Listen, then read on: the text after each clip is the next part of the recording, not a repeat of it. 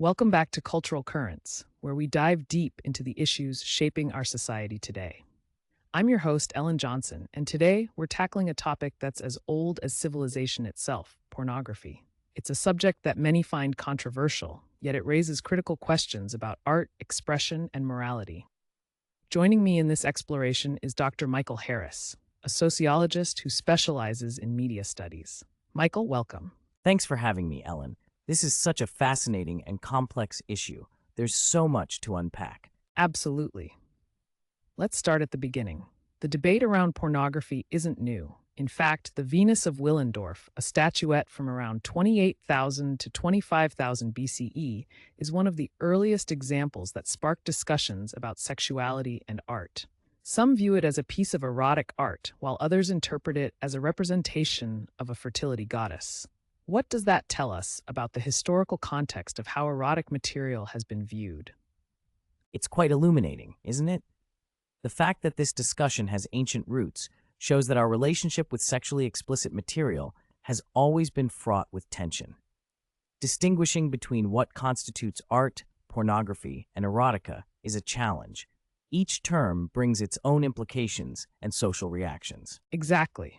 In our history, as printing evolved with the invention of the printing press, so did the production of explicit material. While many celebrated this accessibility, others responded with censorship. Notably, Thomas Bowdler famously expurgated Shakespeare's works to make them more palatable, so the fight against explicit content isn't just a recent phenomenon. Right, and then there's the influence of magazines like Playboy, which launched in 1953. It helped normalize pornography by combining nudity with literary content. This change impacted social attitudes, didn't it? Definitely. But it also drew criticism from various sectors, especially during the feminist movement of the 1970s. Many activists viewed Playboy as degrading to women, arguing that even softer forms of pornography contribute to violence against them. This raises the question, can we separate pornography from the potential harms it might cause? Great question, Ellen. On one side, you have critics who argue, like psychologist Edward Donnerstein, that exposure to violent pornography desensitizes viewers to real-world violence, especially against women. Yet defenders often argue that there's been no definitive proof that pornography causes violence. Many claim it can even relieve sexual tension. It's a sticky debate, isn't it? Indeed, and surrounding these discussions is the legal landscape. In the US, obscenity, which includes hardcore images that can involve violence or illegal sexual acts, remains illegal. But what's considered obscenity hasn't always been clear. The Supreme Court has established definitions through landmark rulings like Roth v. United States and Miller v. California. You're highlighting an essential aspect. The legal definitions categorize obscene material as offensive sexual conduct lacking serious value. These distinctions have led to consistent battles in courts about what can be classified as protected speech under the First Amendment. And it leads us to the modern implications of internet pornography, which has exploded with the advent of technology. In the 1980s, VCRs brought adult films home, but the internet revolutionized this to an unprecedented level of accessibility and anonymity. What challenges does this pose for society today? The challenges are immense. Mark Losser, a psychologist, warns that the internet is a significant source of deviant sexual behavior, particularly for children, due to the ease of access to explicit material. Plus, many adults find themselves struggling with sexual addiction resulting from frequent exposure to pornography.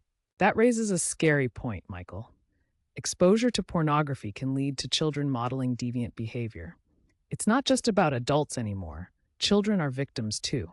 In fact, over 70% of pornography-related customs seizures involve child pornography.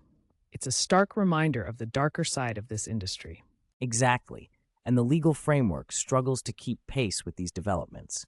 Some attempts at regulation, like the Telecommunications Act of 1996, faced challenges and were often deemed too vague. However, there have been successful local efforts to eradicate hardcore pornography in cities that enforce these laws. But not everyone sees pornography as a societal ill. Some argue that it's unfairly blamed for various social problems. Lisa Pallack, for example, points out that it challenges the sexual status quo.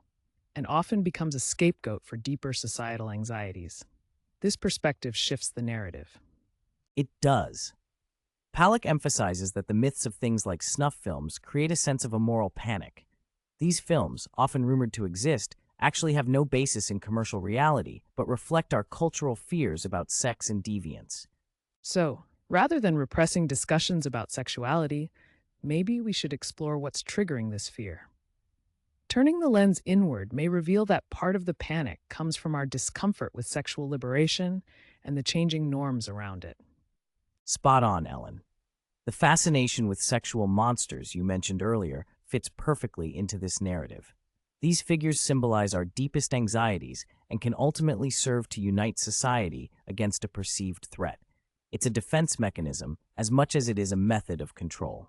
As we draw closer to the end, it seems the debate is bound to continue, without clear resolutions on either side. We've explored how pornography affects individuals and society through complex historical, social, and technological lenses. Absolutely. Whether it's viewed as harmful or liberating, the implications of pornography are significant and multifaceted. Thank you so much for joining me today, Michael. I think we've given our listeners a lot to consider. Thank you, Ellen. It's been a pleasure discussing such an important issue. And thank you to our listeners for tuning in to this episode of Cultural Currents. Remember, keep questioning, keep exploring, and stay engaged with the world around you.